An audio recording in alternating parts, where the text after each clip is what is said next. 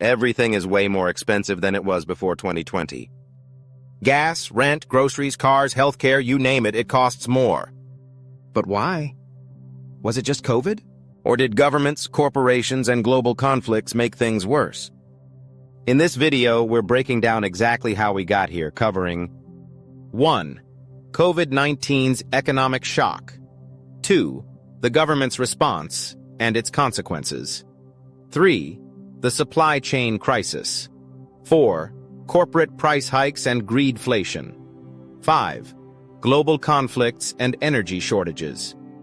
By the end, you'll see how it all connects and why prices might not go back down anytime soon. Section 1. The COVID-19 economic shock. Let's start with March 2020, when COVID-19 shut down the world overnight. Businesses closed, people lost jobs, and the global economy went into freefall. The U.S. alone lost 22 million jobs in just a few months. The government printed trillions of dollars in stimulus checks, unemployment benefits, and business bailouts to keep the economy from collapsing. It worked for a while, but printing that much money had consequences. More dollars chasing fewer goods equals inflation. And that brings us to the supply chain disaster. Section 2. Supply chain breakdown. When the world shut down, factories closed, shipping routes stopped, and workers stayed home. Suddenly, there weren't enough goods to meet demand. By 2021, people were spending more, thanks to stimulus money, but businesses couldn't keep up. Car parts, electronics, furniture, even basic groceries became scarce. One of the biggest problems? Shipping delays. Ports were backed up for months. Cargo ships sat at sea, and companies couldn't get products onto shelves. That meant higher prices for everything. And it didn't stop there. Section 3. Government spending and money printing. In 2020 and 2021, the U.S. government printed and spent over $5 trillion to boost the economy. This included 1.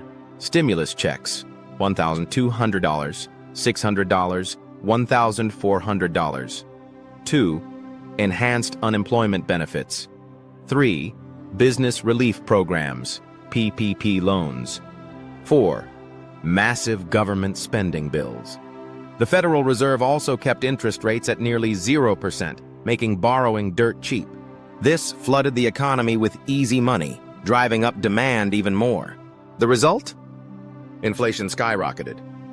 More money was chasing the same limited supply of goods. Section 4. Corporate greed and greedflation. But here's something nobody talks about. Corporations used inflation as an excuse to raise prices even higher.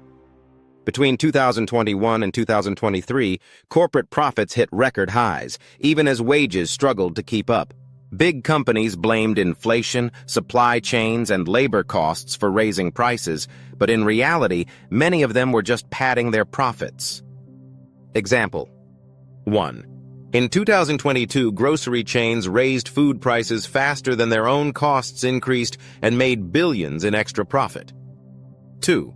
Oil companies made record profits while Americans paid $5 to $6 per gallon at the pump. 3.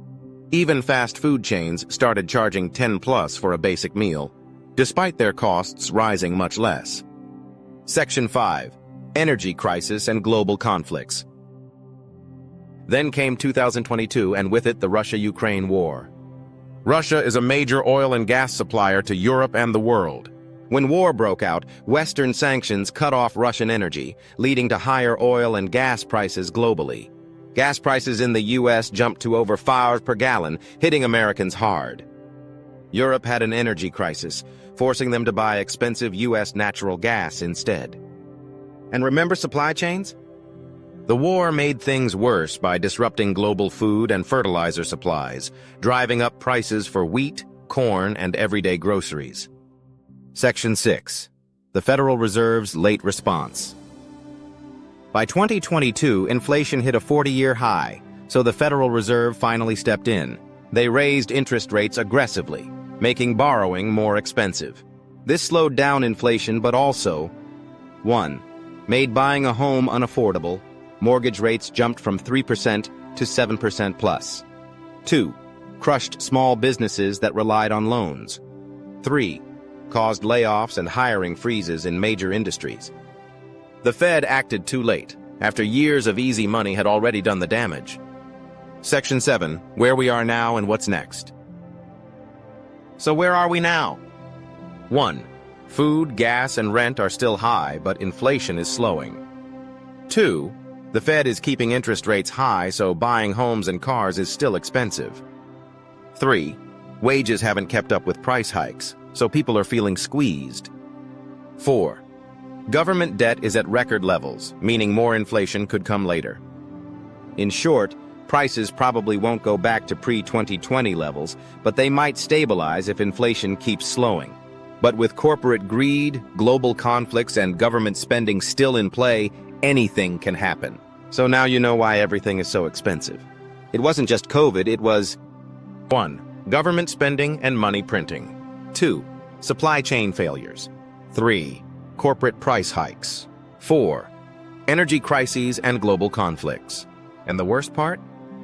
The people who caused it aren't the ones suffering. You are. What do you think? Will prices ever go back down? Drop a comment below. And don't forget to like and subscribe for more breakdowns on today's biggest issues. Please feel free to donate Bitcoin using this QR code if you enjoyed this video. I make these for free, and by giving back, you will give me more time to share great content with you all. Thank you.